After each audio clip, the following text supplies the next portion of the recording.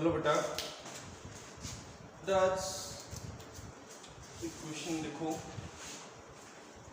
कि आपको याद होगा कि हमने क्लास के अंदर बेटा एक ऐसे इनफाइनाइट शीट थी और उसके कारण से r दूरी पर यहाँ पर मैग्नेटिक फील्ड कैलकुलेट किया था।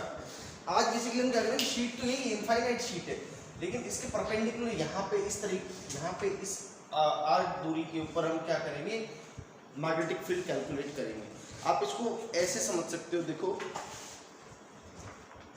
कि ये इस तरह से क्या है, आपके पास ऐसे इनफाइनाइट शीट है ना, यानी दूरी तक पीछे जा रही है, इस तरह से आगे जा रही है और इसमें आई करंट फ्लो कर रहा है, लेट से कि अंदर की तरफ करंट वो फ्लो कर रहा है और इसकी जो विड्थ है ये क्या है, ये बी विड्थ है इसकी और इस पे यूनिफॉर्म करंट आई फ्लो कर रहा है।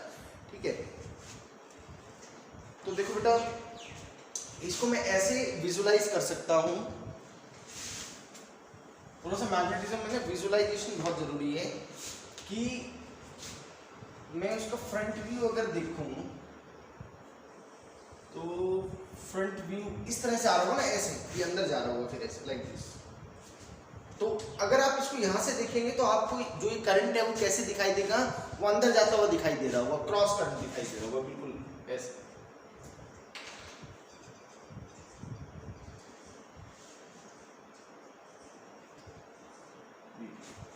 इसी आइडिया पे एक और क्वेश्चन करेंगे, समझो जरा अच्छे से। ये विड्थ बेटा इसकी b है और ये ऐसे पीछे अनंत तक जा रहा है और आपको यहां पे मैग्नेटिक फील्ड बताना है बेटा, आर बी ऐसे। तो इसको कैसे करेंगे, इसको आइडिया तो वैसा ही है जैसे कि रॉड वाले केस में करते थे, उसी आइडिया से करते हैं। इसको भी देखो कि यहां से है ना, इसके बिल्कुल सेंटर से x दूरी पर हमने एक छोटा सा एलिमेंट मान लिया बेटा जिसका विड्थ dx है। और भाई ये जो आपने एलिमेंट माना होगा ये किससे बना होगा, it consist of infinite number of long wires या इनफाइनाइट वायर्स। ठीक है, और सिमिलरली इसका मिरर इमेज एक एलिमेंट इधर ले लो, ये लो जी, ये dx।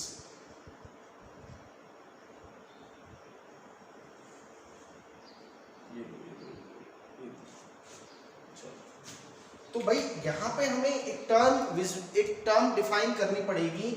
यहाँ पे जो करंट है बेटा वो जो बी विड्थ है आपकी उसको यूनिफॉर्मली डिस्ट्रीब्यूटेड है, तो मैं यहाँ से एक टर्म लिख देता हूँ, that is current per unit width, current per unit width. तो ये वाली जो डेरिवेशन है ना, ये एनसीईआरटी में तो नहीं है बट एनसीईआरटी में इस पे बेस्ड क्वेश्चन है और एग्जाम्पलर में अभी जो क्वेश्चन कराऊंगा उस टाइप का एग्जाम्पलर के अंदर भी क्वेश्चन है, तो इसलिए थोड़ा सा इंपॉर्टेंट टॉपिक है कि शायद इसके डेरिवेशन तो नहीं आई कभी एग्जाम में, लेकिन इसमें बेस्ड क्वेश्चन जरूर आ सकता है, आता है कई बार। तो करंट पर यूनिट विड्थ तो हम क्या लिख देते हैं बेटा, I बाय बी। अच्छा, टोटल ये वाली जो दूरी है ये b/2 हो गई फिर, और ये वाली दूरी ये भी b/2 हो गई। ये तो आ गया। तो ये जो आपने छोटा सा एलिमेंट माना है ना, current through the element, current through the element, तो भाई करंट पर यूनिट विड्थ तो I बाई बी है, उसको इसकी विड्थ यानी कि dx से मल्टीप्लाई कर दो, वो इसके थ्रू या फिर इसके थ्रू करंट आ जाएगा। अब जरा मैग्नेटिक फील्ड देखते हैं कि मैग्नेटिक फील्ड कितना होगा। तो आइडिया वही है कि देखो ऐसे इनफाइनाइट वायर जा रहा है तो उसके कारण डायरेक्शन आपको देखनी है, ये ऐसे इनवर्ड है और ये ऐसे क्रॉस आ रहा है उसमें, तो यानी कि यहाँ पे क्या हो रहा होगा बेटा ना, ये इसके साथ परपेंडिकुलर बनेगा ऐसे, ये बेटा कुछ dB हो जाएगा। ठीक है, और ये वाला जो एलिमेंट होगा बेटा वो क्या करेगा, वो इसके ऊपर परपेंडिकुलर बना रहा होगा ऐसे ऐसे, ये dB, ये भी ऐसे आता है। ठीक है, ये दोनों आपका dB आ गया है और ये वाला एंगल हमने क्या मान लिया बेटा, ये एंगल थीटा, ये एंगल थीटा। तो अब आप एक बात देखो कि ये वाला जो आया है इसके साथ 90 डिग्री बना रहा है बेटा, ये थीटा, ये 90 माइनस थीटा, तो ये वाला एंगल कितना आ गया, ये थीटा आ गया और ये एंगल भी आपका थीटा है। थोड़ा सा आपको ज्योमेट्री का मदद लेना पड़ेगा। इसको रिजॉल्व अगर करूं बेटा तो ये इस तरफ क्या आ गया, db cos थीटा, और इसका ये वाला कंपोनेंट इधर आ जाएगा क्या, db sin थीटा। और इसी तरह से जब इसको रिजॉल्व करोगे तो बेटा इसका जो वर्टिकल वाला जो कंपोनेंट है db sin थीटा वो कैंसिल आउट कर जाएगा। तो एक बात तो ये बिल्कुल क्लियर है कि sir integral db sin theta जो होगा ना वो तो जीरो हो जाएगा। ऐसे जितने भी मिरर इमेज आप एलिमेंट्स लेंगे उनका जो वर्टिकल वाला जो कंपोनेंट है वो कैंसिल आउट होता चला जाएगा। तो जो नेट मैग्नेटिक फील्ड आएगा बेटा वो इस तरफ आएगा, and that will be equal to integral db cos theta, ये आएगा। चलो तो भाई ये बात समझ में आ रहा है कि सर यहाँ पे जो बी नेट आपको कैलकुलेट करना है उसके लिए आपको ये इंटीग्रेशन सॉल्व करना पड़ेगा, इंटीग्रल db cos थीटा। उसके लिए पहले जरा db की वैल्यू लिख लेते हैं। db क्या चीज है, वो जो आपने इनफाइनाइट जो ये वाला जो एलिमेंट माना था which consist of infinite number of long wire, उसके कारण से मैग्नेटिक फील्ड देख रहे हो। तो भाई db की जो वैल्यू आएगी वो क्या आएगी, देखो बेटा म्यू नॉट, उस एलिमेंट में से करंट कितना है, उस एलिमेंट में से करंट है I by v dx, है ना। फॉर्मूला क्या था बेटा, इनफाइनाइट वायर के कारण से mu naught I upon 2 pi r, यही था। तो 2 पाई r बेटा यहां से यहां तक की दूरी ये कितना हो गया, ये r है और ये x है, तो रूट ऑफ r स्क्वायर जमा x स्क्वायर। तो भाई ये लिख दो। इस तरह के जब आप इंटीग्रेशन करें तो बहुत ध्यान रखें कि भाई इसमें वेरिएबल r नहीं है, ये r तो आपने फिक्स कर दिया है ना। जब आप कहते हो कि यहाँ से यहाँ पे मैग्नेटिक फील्ड निकालना है तो ये x एलिमेंट के साथ x वेरी करेगा, r तो हमेशा फिक्स्ड ही है, वो उतना का उतना ही। तो ये तो db आ गया। अब भाई एक काम करो कि अब इसको और आगे इंटीग्रेट कर लेते हैं। अब इस वाले फॉर्मूले में ही पुट करता हूँ, b net is equal to integral db की जगह भाई ये पुट कर देते हैं mu naught I by b dx divided by 2 pi root of r square plus x square. ठीक है,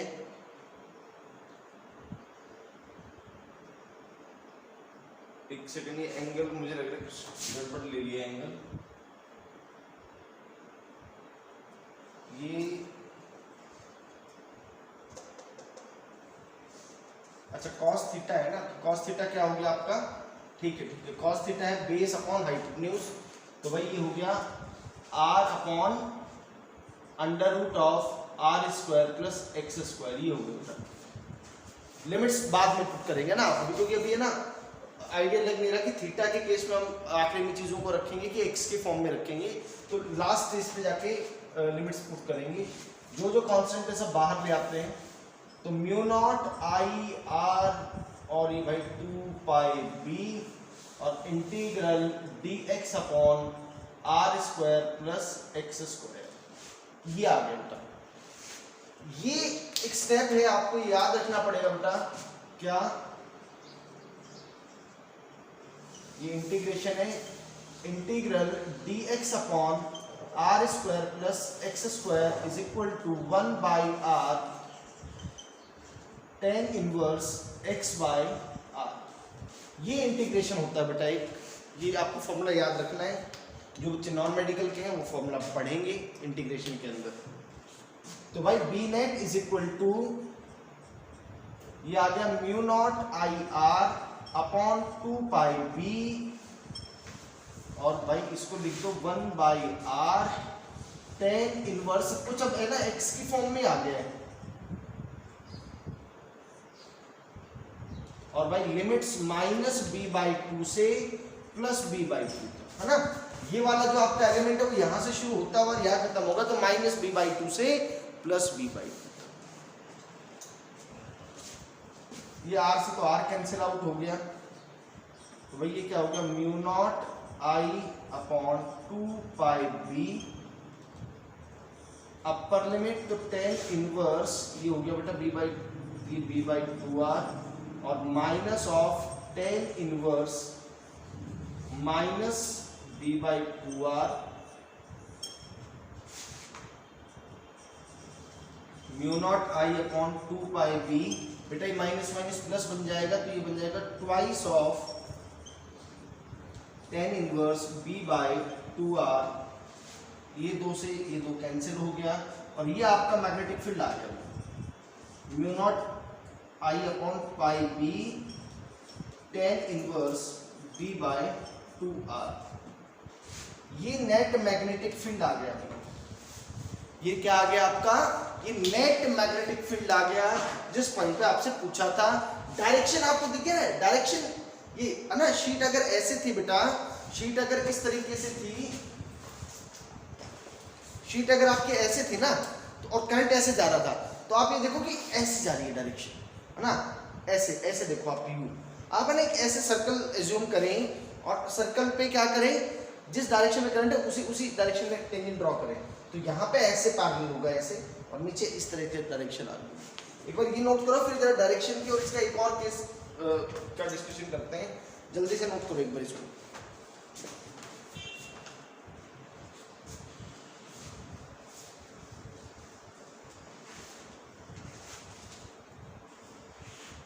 तो एक तो चलो ये बात होगी, चलो अब ये ना एक और चीज कर लेते हैं कि इसका एक स्पेशल केस करते हैं। स्पेशल केस क्या है,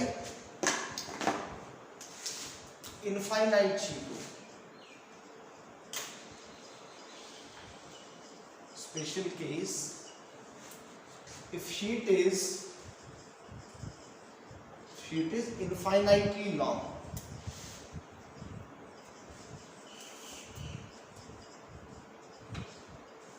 इनफाइनाइटली लॉन्ग, ठीक है।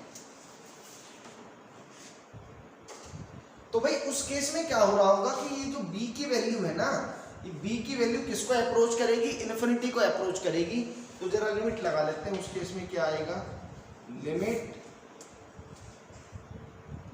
b approaching infinity mu naught I upon, एक काम करो कि इसको तो सब बाहर ही ले आओ, ये जो i बाई बी है ना बेटा, एक सेकंड देख लो, ये i बाई बी जो है ये क्या चीज है, ये आपकी करंट पर यूनिट विड्थ है, अगर आपको याद हो तो इसको मैं k से लिख देता हूं।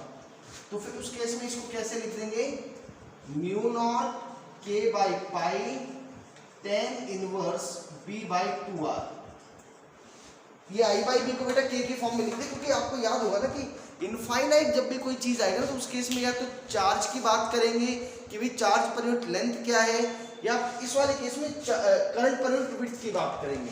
तो ये वाला रिजल्ट यहाँ पे लिख लो आप जरा दोबारा से, ये फाइनल रिजल्ट आपका क्या आ जाता है बेटा, म्यू नॉट के अपॉन, है ना, बी नेट जो आ रहा है, mu naught K upon pi tan inverse b by 2r, ये रिजल्ट आ गया।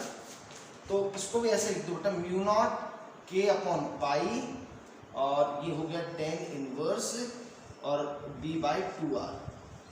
तो देखो b इन्फिनिटी, तो जरा सोचो कि किस एंगल के ऊपर tan की वैल्यू इन्फिनिटी होती है, पाई बाई 2 पे, तो वही चीज यहाँ से आ जाएगी। इसको जब सॉल्व करोगे तो mu naught k upon pi into ये पाई बाई 2 बन जाएगा भाई, तो ये आपका आ गया बेटा mu naught k by 2 in case of infinite sheet.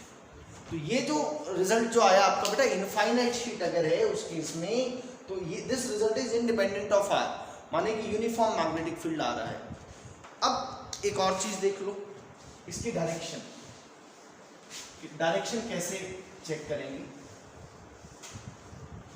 Direction भाई ऐसे, ये आपकी इसको रिप्रेजेंट करने का बेटा तरीका यही है ना, वो इस तरीके से मान लो देंगे आपको, और यहाँ पे 2k लिख दिया, या पहले सिंपल k दे दिया, k का मतलब करंट पर यूनिट विड्थ आपको k दे रखा है। तो अब इस केस में देखो कि आप ऐसे ऐसे सर्कल बनाओ, तो आप ऊपर की तरफ जो टेंजेंट बनेगा वो इस तरफ मैग्नेटिक फील्ड ऐसे आएगा, ऐसे आएगा। अब इस तरफ मैग्नेटिक फील्ड की डायरेक्शन देखोगे तो बेटा मैग्नेटिक फील्ड ऐसे आ रहा होगा, और यह मैग्नेटिक फील्ड यूनिफॉर्म होगा। वहीं पर आप मान लो कि बेटा इस तरीके से है, अगर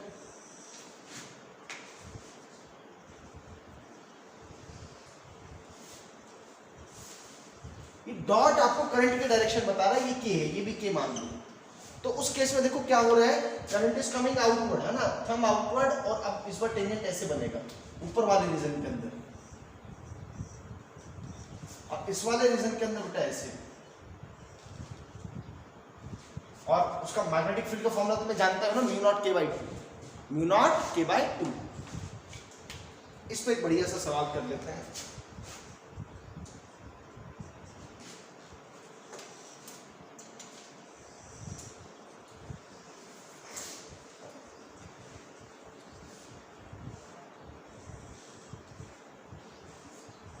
एक्चुअल में आईआईटी ने सबसे पहली बार इस पे सवाल पूछा था एक बार, उसका तो आईआईटी ने कभी नहीं पूछा, बट दूसरों के लिए बहुत इंटरेस्टिंग वो बन गया कि एक बार आईआईटी ने पूछ लिया तो फिर अब करवाते रहो इस सवाल को, आईआईटी तो दोबारा पूछना नहीं उस पर, लेकिन बाकी एग्जाम्स में इसे पूछते रहते हैं।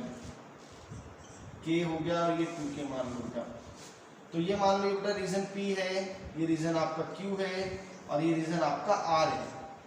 आपको P पॉइंट वाले रीजन में, यानी कि P वाले रीजन में, Q वाले रीजन में और R वाले रीजन में नेट मैग्नेटिक फील्ड बताना है।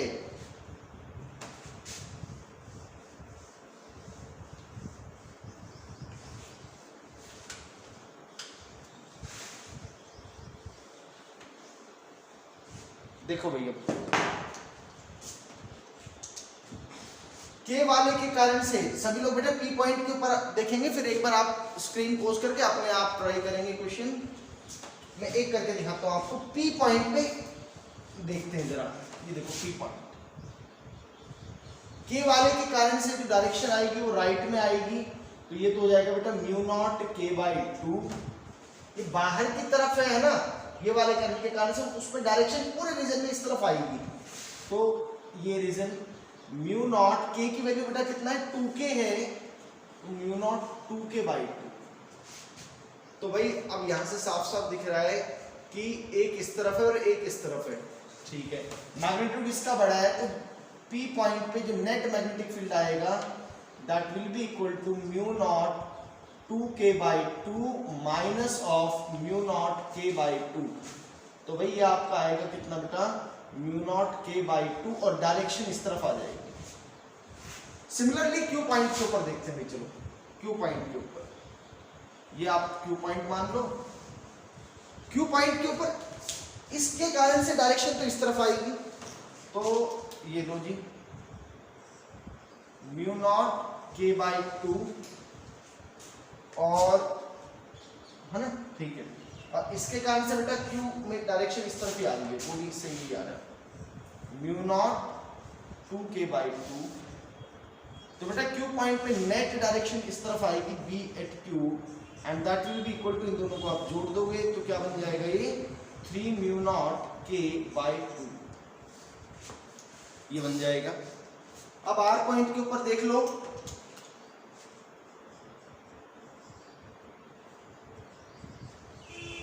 R पॉइंट बेटा इसके कारण से तो डायरेक्शन इस तरफ आ रही है, mu naught k by two, और इसके कारण से बात करें तो वो इस तरफ आ रही है, mu naught 2k by two. तो R पॉइंट पे नेट मैग्नेटिक फील्ड इस तरफ ही आएगा बेटा, that will be equal to mu naught k by two. इस तरीके से किसी भी जनरल पॉइंट के ऊपर मैग्नेटिक फील्ड कैलकुलेट किया जा सकता है। इनफाइनाइट शीट के केस में आपको रिजल्ट ये याद रहना चाहिए कि mu naught k by two, तो डायरेक्शन ऐसे है। नोट करो जल्दी।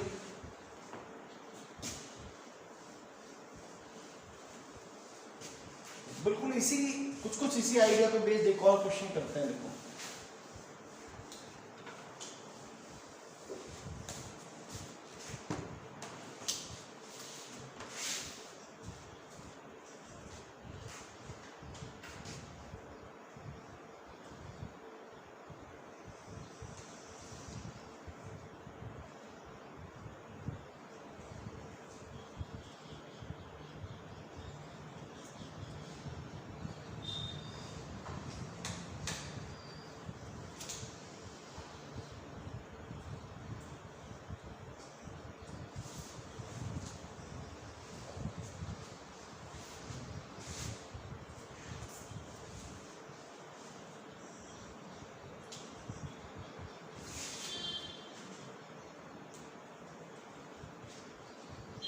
ये बेटा सेमी सिलेंड्रिकल शेल है, सेमी सिलेंड्रिकल इनफाइनाइट शेल, ऐसे बोल दो आप उसको।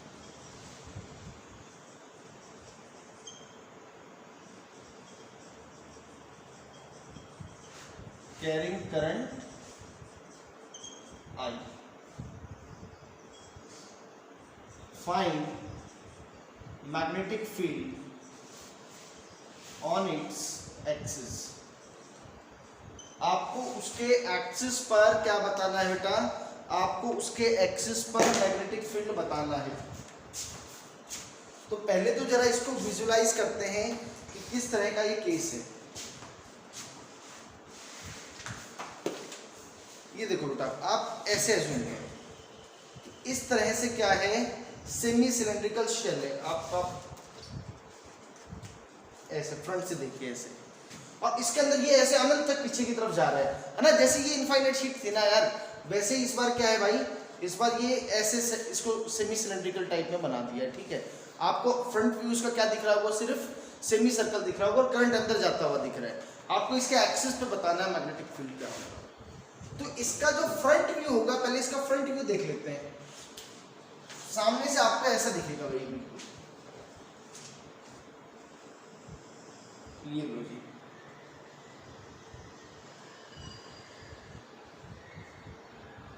इस पॉइंट पे आपको मैग्नेटिक फील्ड बताना है। बहुत बढ़िया, देखो करंट मान लो क्रॉस है, अंदर की तरफ जा रहा है करंट आई है। तो भाई यहाँ पे तो करंट पर यूनिट विड्थ तो जो है वो क्या बन जाएगा आपका, I divided by pi R, है ना। ये इतनी दूरी कितनी है, पाई आर। तो I करंट जो यूनिफॉर्मली डिस्ट्रीब्यूटेड है बेटा वो पाई आर पे, तो I अपॉन पाई आर।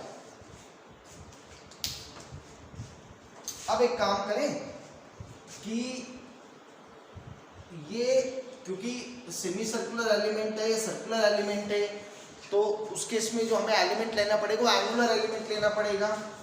ये मान लो कि ये जो एंगल भाई थीटा, और ये जो एंगल है ये डी थीटा मान लिया आपने। तो ये एलिमेंट हुआ आपका, इसके कारण से मैग्नेटिक फील्ड देखना चाहता हूँ। और this consist of infinite number of long wires बेटा, ये भी तो क्या है, इनफाइनाइट लॉन्ग वायर तो है इसके अंदर भी।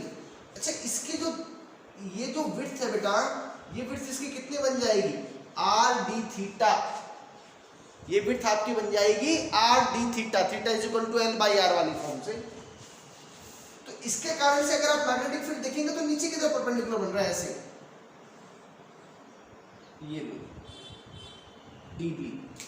अब ध्यान से देख लो भाई, इसके साथ एंगल 90 डिग्री बन रहा है, ये थीटा, ये 90 माइनस थीटा, तो ये थीटा। बिल्कुल इसका मिरर एलिमेंट लूंगा मैं बेटा, सब लोग बहुत अच्छे से जानते हैं, डायग्राम बड़ा भूज हो जाएगा इसलिए वैसे समझा रहा हूँ, थोड़ा सा विजुलाइज करो। बिल्कुल इसका मिरर एलिमेंट लूंगा बेटा, वो परपेंडिकुलर ऐसे ऊपर की तरफ बनेगा। तो उसका सिर्फ कौन सा कंपोनेंट आपका आने वाला है, आपका सिर्फ कॉस वाला कंपोनेंट आने वाला है।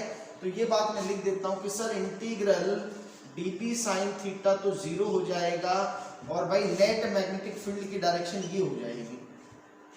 जो नेट मैग्नेटिक फील्ड आएगा that will be equal to integral DP cos theta, वो इंटीग्रल डीपी कॉस थीटा होगा बेटा।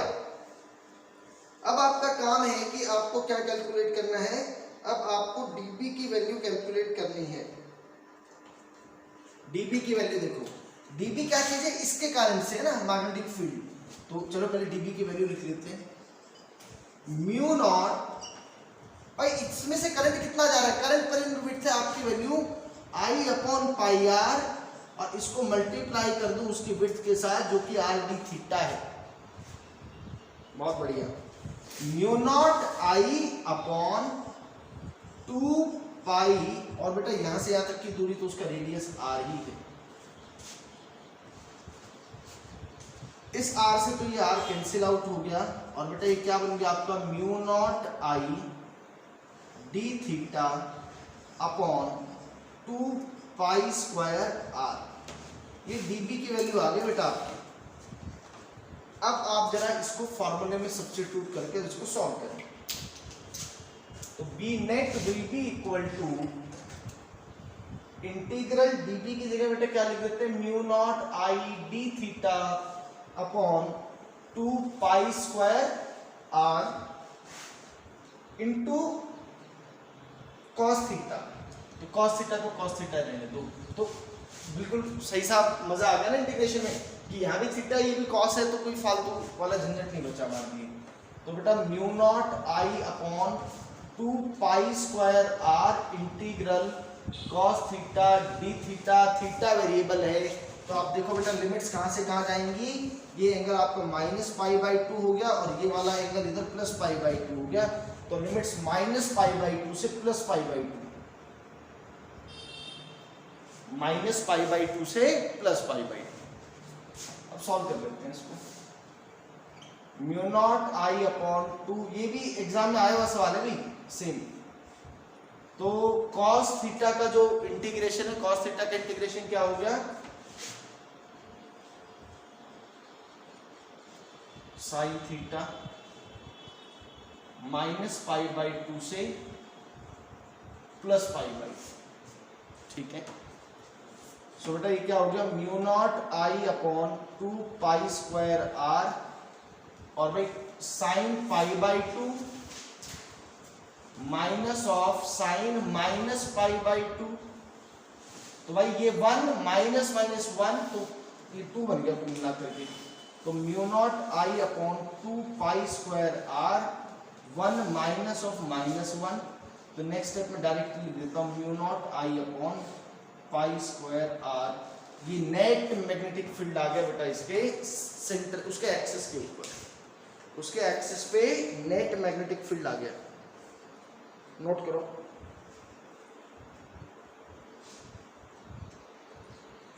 नोट करो बेटा जल्दी।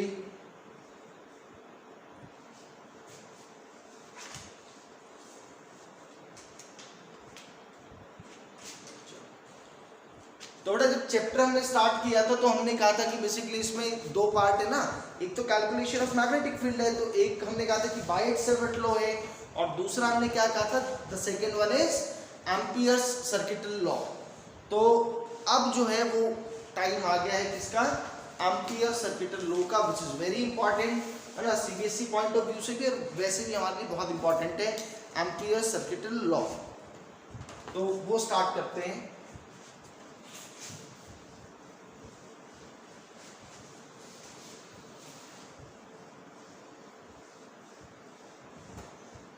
आप अगर थोड़ा सा इलेक्ट्रोस्टैटिक्स पे ध्यान देंगे, पुरानी चीज अगर रिवाइज करेंगे तो आपको एम्पियर सर्किटल लॉ बिल्कुल वैसा ही लगेगा जैसा कि इलेक्ट्रोस्टैटिक्स के अंदर क्या होता है, गॉस लॉ होता है, बिल्कुल वैसा ही आपको दिखाई देगा। देखो क्या करता है,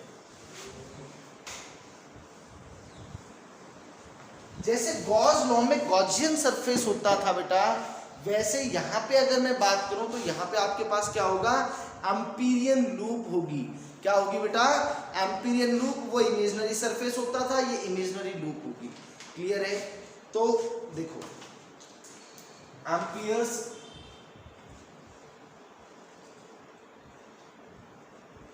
circuit law, amperes circuit law देखो,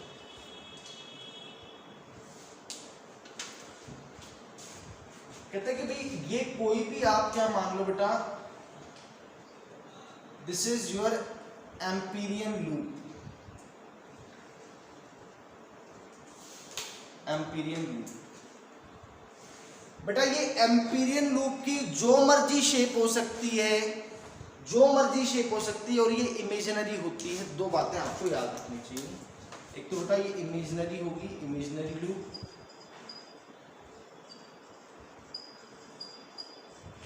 it can assume any shape, it can assume any shape, है ना, कोई आपके ऊपर रिस्ट्रिक्शन नहीं है कि भाई इसकी शेप सर्कुलर ही लोगे कि क्या लोगे। लेकिन एक बात ध्यान रखना, it is not a close surface but it is a close loop.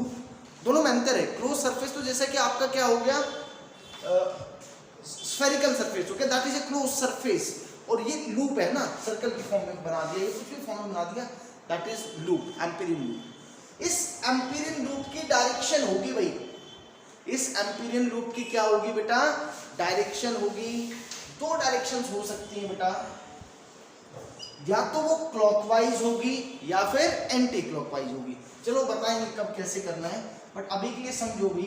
मान लो कि इसके अंदर करंट ये क्या है, ये I1 है, ये I2 करंट है, ये मान लो I3 करंट है, इसके बाहर मान लो ये I4 करंट है, ये कोई I5 करंट है। ये बेटा ये बात है, नोट करो जल्दी से।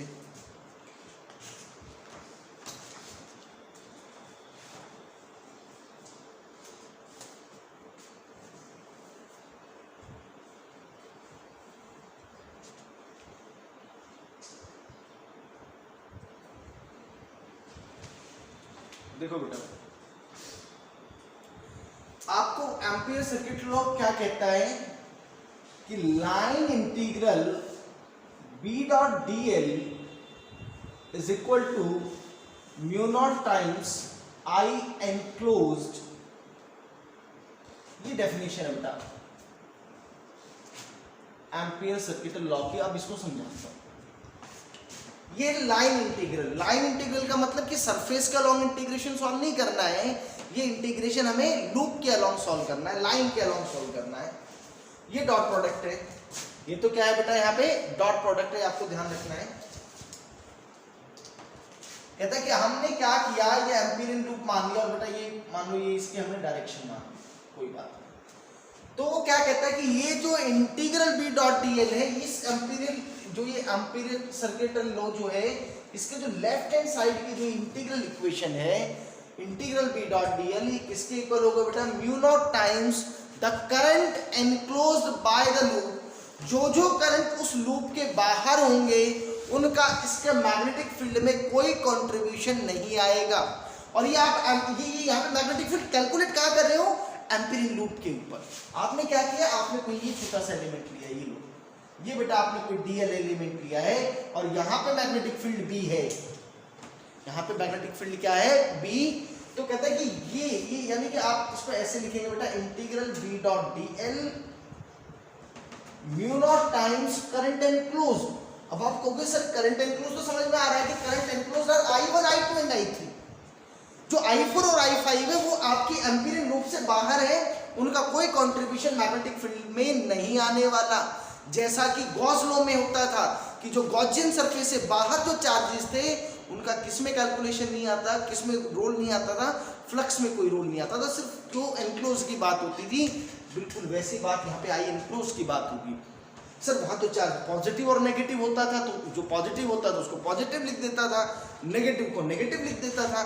यहाँ पे कैसे करोगे, कुछ करंट तो अंदर की तरफ जा रहा है, कुछ बाहर की तरफ आ रहा है, कोई बात नहीं, कन्वेंशन बना लेते हैं, वो अपने हिसाब से बना लेते हैं। मैं कहता हूँ क्रॉस, वो सबकी अपनी अलग अलग कन्वेंशन हो सकती है।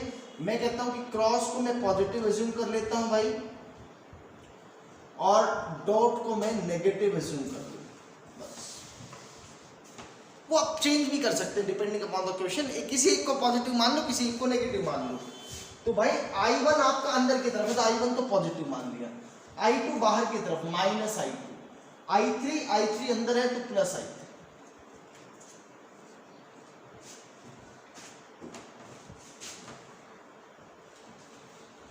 एक तो ये बात होगी अपनी, है ना, integral B dot dl is equal to mu naught times the I enclose. ये एक्चुअल में उसको लिखने का तरीका है।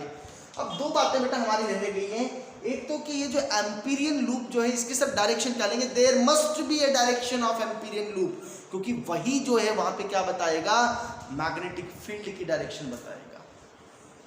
भैया जो एम्पीरियन लूप है ना, वहां पे जो एम्पीरियन लूप की डायरेक्शन होगी वही मैग्नेटिक फील्ड की डायरेक्शन बताएगा। तो हम क्या करेंगे, जब हम क्वेश्चन करेंगे, जब बात करेंगे कि इस तरीके से डायरेक्शन मानेंगे ताकि वो मैग्नेटिक फील्ड की डायरेक्शन उसकी डायरेक्शन सेम ही हो। कारण क्या है कि ये तो dl की बात कर रहे हो, ये जो मैग्नेटिक फील्ड तो ठीक है, ये dl वेक्टर जो है इसकी क्या डायरेक्शन होगी, तो dl वेक्टर जो है ना आपका, ये its direction is taken along, its direction is taken along the tangent along the tangent drawn at that point on the Amperian loop.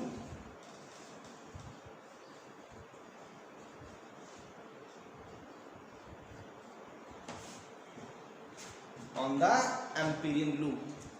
अब देखो बेटा ये बात तो बिल्कुल सही है कि पहले डायरेक्शन देख लो, मान लो यहाँ पे आपको देखना है तो बेटा कहता है कि यहाँ पे क्या करो, इस पॉइंट पे टेंजेंट ड्रॉ कर दो आप, है ना, एम्पीरियन लूप पे उस पॉइंट पे जाके टेंजेंट ड्रॉ कर दो, वही डायरेक्शन होगी डीएल वेक्टर की, वो बहुत जरूरत पड़ने वाली है आपकी।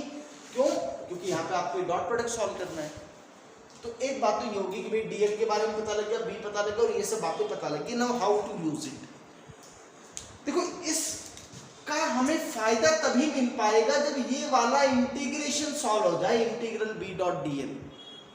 और integral B dot DL solve हो उसके लिए क्या इंपॉर्टेंट है कि मैं जो लूप है वो ऐसे सेलेक्ट करूं ताकि मैं हर पॉइंट पे इसको सॉल्व कर पाऊं। तो यानी कि फिर से वही बात आ गई। और सॉल्व करने का मतलब क्या होगा कि इंटीग्रल बी डॉट डीएल को आप कैसे लिखोगे, integral B DL cos theta. तो जो कॉस थीटा है वो बी और डीएल के बीच में एंगल है। तो मैं क्या चाहूंगा कि मैं एक ऐसा लूप ले लूं यार जहां पे हर पॉइंट पे डीएल और बी के बीच में एंगल कांस्टेंट हो और हर उस लूप के हर एक पॉइंट पे मैग्नेटिक फील्ड भी कांस्टेंट हो, तो वो इंटीग्रेशन सॉल्व हो जाएगा। और ये जो कांस्टेंट मानने वाली बात है इसी को सिमेट्री कहते हैं बेटा। तो हम एम्पियर लॉ को यूज करेंगे किसके लिए, मैग्नेटिक फील्ड को कैलकुलेट करने के लिए यूजिंग एम्पियर लॉ, लेकिन सिर्फ सिमेट्रिकल केसेस में, क्योंकि अनसिमेट्रिकल केसेस के अंदर इस इंटीग्रल को सॉल्व करना हमारे बस की बात अभी के लिए नहीं है।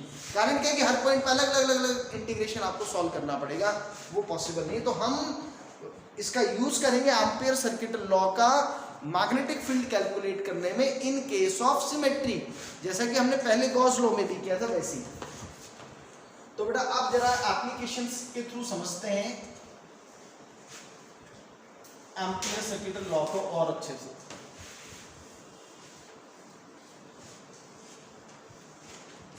Application of ampere circuit law.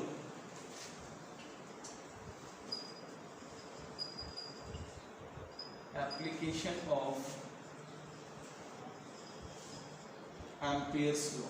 बेटा इसको एम्पियर्स लॉ भी बोल सकते हैं सिंपल। ये बात ध्यान रखना कि इसको यूज कहीं भी कर सकते हैं, लेकिन एक बात ने यूज तो कर लिया लेकिन उस इंटीग्रेशन को सॉल्व ही नहीं कर पाए, फिर क्या फायदा। तो इसलिए सिमेट्रिकल केसेस का एग्जांपल लूंगा। पहला है बेटा क्या, इनफाइनाइट वायर।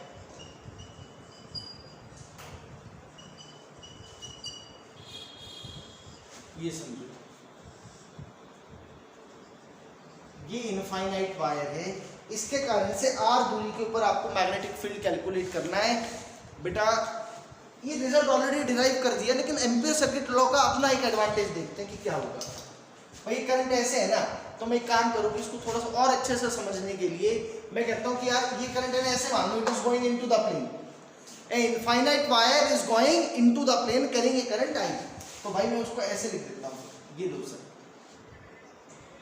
ये इसके साथ आई लिख दिया, आई ऐसे लिख दिया। इसका मतलब बेटा ये कि इनफाइनाइट वायर है, करंट कैरिंग वायर है और करंट अंदर की तरफ जा रहा है और आई करंट जा रहा है। तो पहले जरा मैग्नेटिक फील्ड की डायरेक्शन देखिएगा बेटा, सभी लोग ध्यान से देखो, current is going into the plane. अब मैं आपको एक बार फिर से रिपीट कर रहा हूँ कि जो मैग्नेटिक फील्ड लाइंस का जो पैटर्न बनेगा इनफाइनाइट वायर के केस में वो कैसा बनेगा। देखो जरा आप घुमाओ जरा फिंगर्स को, तो आप जब पूरा घुमाओगे तो आपको क्या दिखाई देगा कि कंसेंट्रिक सर्कल्स बन रहे हैं। ऐसा ही 10वीं क्लास में आपने पढ़ा होगा एक्सपेरिमेंट्स में, क्या कि इनफाइनाइट वायर अगर है, अगर आप आयरन फिलिंग्स अगर रख देते हैं, है ना, तो आपने किया होगा ना ऐसे कि कोई वायर रख दिया और फिर कपबोर्ड के ऊपर कुछ आयरन फिलिंग्स अगर हम रख देते हैं तो they take the shape of circular rings. तो वैसा यहाँ होगा भाई। इसके कारण से मैं मान लो कि हर जगह जो फील्ड लाइन होंगी अलग अलग होंगी, concentric circles with increasing radius. मैं कोई एक लाइन ले लेता हूँ, ये लो जी, और मैं कहता हूं यही मेरी एम्पीरियन लूप है, यही मेरी क्या है, एम्पीरियन लूप है। ये एम्पीरियन लूप मान के ये लूप। लेकिन सर इस एम्पीरियन लूप की क्या बताओ, इस एम्पीरियन लूप की डायरेक्शन क्या लूं? भाई जो डायरेक्शन मैग्नेटिक फील्ड की है ना वही डायरेक्शन ले लो एम्पीरियन लूप की भी। तो मैग्नेटिक फील्ड लाइन देखो आप कैसे जा रहे हैं, magnetic field line is going in the clockwise sense, तो क्लॉकवाइज सेंस ही मानूंगा। आप कहोगे सर ऐसा क्यों किया? अरे भाई integral b dot dl positive आ जाएगा, आसानी आ जाएगी, है ना। अब देखो जरा करने में आप एंटी क्लॉकवाइज भी ले लेते, फिर डायरेक्शन आप लास्ट में दोबारा से बतानी पड़ती है आपको। तो भाई अब देखो इसको कैसे सॉल्व करो। कहीं पे भी कोई भी एलिमेंट ले लो, ये ले लिया भाई, ये छोटा सा एलिमेंट ले लिया मैंने, सब लोग ध्यान से, ये एलिमेंट dl लिया, dl की डायरेक्शन इस पॉइंट पे टेंजेंट ये है और मैग्नेटिक फील्ड यहाँ पे इस पॉइंट पे है, तो b और dl के बीच में यहाँ पे एंगल 0 डिग्री है। इस पॉइंट पे बेटा मैग्नेटिक फील्ड भी इस तरफ है और dl भी इस तरफ है, दोनों के बीच में एंगल 0 डिग्री है। अब सॉल्व कर लेते हैं। Integral b dot dl is equal to mu naught times, बेटा इस लूप के अंदर टोटल करंट तो आपका आई ही है, आई लिख दिया मैंने। क्या मैग्नेटिक फील्ड यूनिफॉर्म है? बिल्कुल, हर पॉइंट के ऊपर मैग्नेटिक फील्ड यूनिफॉर्म है। तो b dl cos of 0 degree is equal to mu naught I, भाई b कांस्टेंट है, cos 0 तो 1 हो गया, तो b integral dl is equal to mu naught I. भाई इसको आप थ्रू आउट जो इंटीग्रेट करोगे, कहां से कहां करोगे, 0 से 2 पाई r तक इंटीग्रेट हो जाएगा ही। तो बेटा क्या आ गया, b into 2 pi r is equal to mu naught I. तो बेटा यहां से जो इनफाइनाइट वायर के कारण से जो मैग्नेटिक फील्ड आया वो आया mu naught I upon 2 pi r। बेटा वही रिजल्ट आ गया जैसा कि हमने पहले फाइनाइट का निकाला था और फिर उस फाइनाइट वाले रिजल्ट की मदद से इनफाइनाइट निकाला था, वो सेम ही रिजल्ट आया। लेकिन एम्पियर सर्किटल लॉ से क्या हो गया, बड़ी आसानी से हमने इसको निकाल लिया। करो बेटा जल्दी से नोट करो।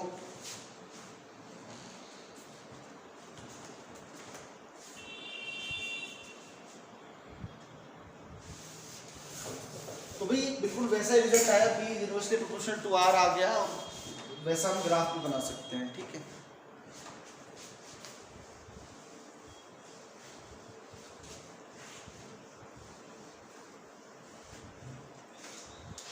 अगली एप्लीकेशन करते हैं बेटा इसकी।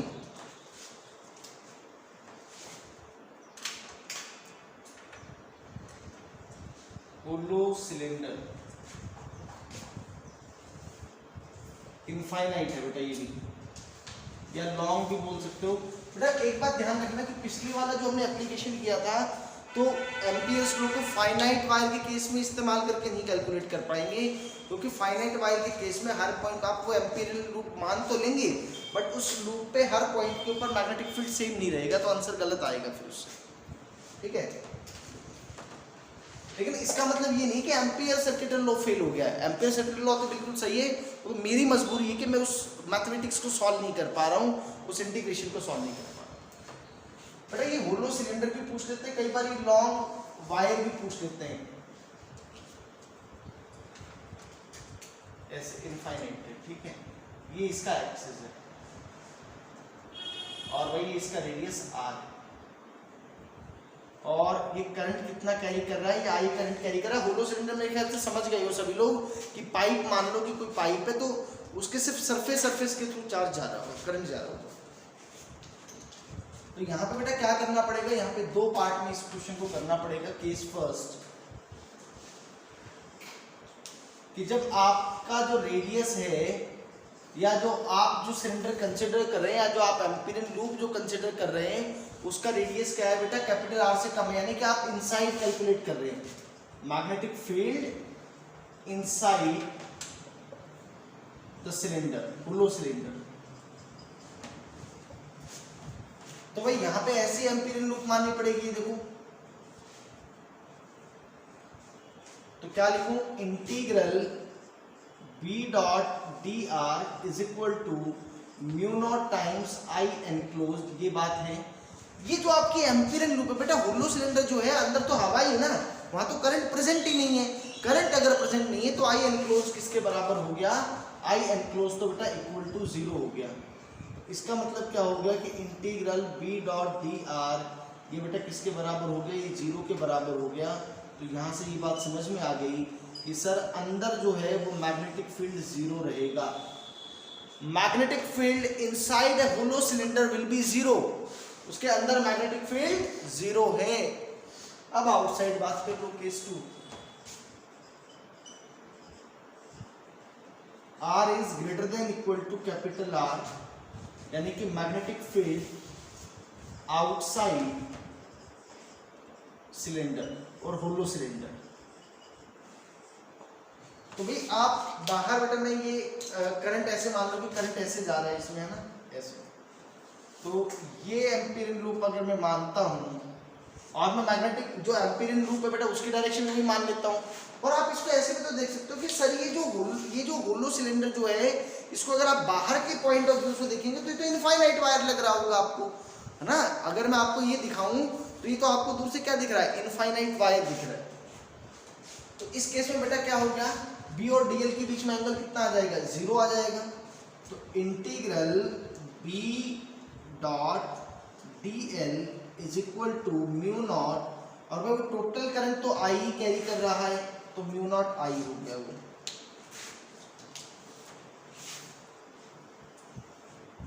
तो भाई ये क्या हो गया, बी इंटीग्रल डीएल, क्योंकि बेटा cos 0 1 है वो मैंने डायरेक्ट लिख दिया, म्यू नॉट आई। और भाई अच्छा एक बात जरा सोचने की है कि ये इंटीग्रल डीएल क्या चीज है, इंटीग्रल डीएल की जगह 2 पाई कैपिटल आर आएगा कि 2 पाई स्मॉल आर आएगा। एक्चुअल में ये जो हमने लूप ली है ये तो रेडियस इसका तो स्मॉल आर है, और ये जो अंदर जो है इसका रेडियस कैपिटल आर है। आइडिया ये कि इंटीग्रल डीएल जो है, इंटीग्रल डीएल ये जो इंटीग्रेशन है ये 2 पाई कैपिटल आर की 2 पाई स्मॉल आर। तो बेटा आप इंटीग्रल डीएल कहाँ कर रहे थे, चेक करो, आप एम्पीरियल लूप को इंटीग्रेट कर रहे हो, ना कि वो जो आपका सरफेस है उसको। तो उसके लिए तो बेटा आप इसके एलिमेंट्स को जोड़ते जाओगे तो 2 पाई स्मॉल आर ही आएगा, तो वो गलती नहीं करनी है। 2 pi small R is equal to mu naught I. तो बेटा मैग्नेटिक फील्ड कमाल का आई, तो बिल्कुल वैसा ही रिजल्ट आ गया जैसा कि इनफाइनाइट वायर के कारण से मैग्नेटिक फील्ड आती है। तो आउटसाइड वाला जो इसका रिजल्ट आया है mu naught I upon 2 pi R, it is similar to infinite wire, infinite wire के जैसा ही रिजल्ट आया है। इसका बेटा ग्राफ बड़ा इंपॉर्टेंट है, आपने ये ग्राफ इलेक्ट्रोस्टैटिक्स में भी देखा होगा, इलेक्ट्रिक फील्ड के केस में, कि ये मैग्नेटिक फील्ड और ये आर, और भाई ये मान लो आपका कैपिटल आर यानी कि अंदर। तो इनसाइड तो आपने क्या देखा कि इनसाइड तो मैग्नेटिक फील्ड 0 है, तो इनसाइड 0 है तो ग्राफ ये तो यहां बन जाएगा ऐसे। यहां बेटा सरफेस के ऊपर क्या वैल्यू आ जाएगी आपकी, mu naught I upon 2 pi capital R, और उसके बाद बेटा वो इनवर्सली प्रोपोर्शनल टू आर है, और यहाँ पे बेटा बी इनसाइड मैग्नेटिक फील्ड 0 है। इस तरह का रिजल्ट आएगा। आपको याद होगा कि ऐसा आपने स्फेरिकल शेल के केस में इलेक्ट्रिक फील्ड का फॉर्मूला डिराइव किया था कि अंदर मैग्नेटिक फील्ड, अंदर इलेक्ट्रिक फील्ड 0 था और बाहर इस तरह से वो वेरी कर रहा था, वहाँ पे आर स्क्वायर की वेरी करता है। तो this is the magnetic field due to hollow cylinder के कारण से। अंदर बेटा करंट 0 है, इसके अंदर करंट नहीं है, लॉन्ग पाइप बोल सकता है, होलो सिलेंडर ना बोलने की बजाय, तो भी वही बात है।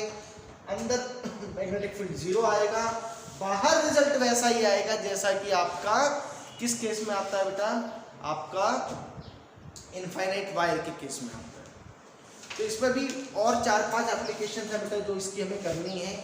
आज की क्लास में हम इतना ही रखते हैं, इसकी थोड़ी सी आप प्रैक्टिस करें, ठीक है। Thank you.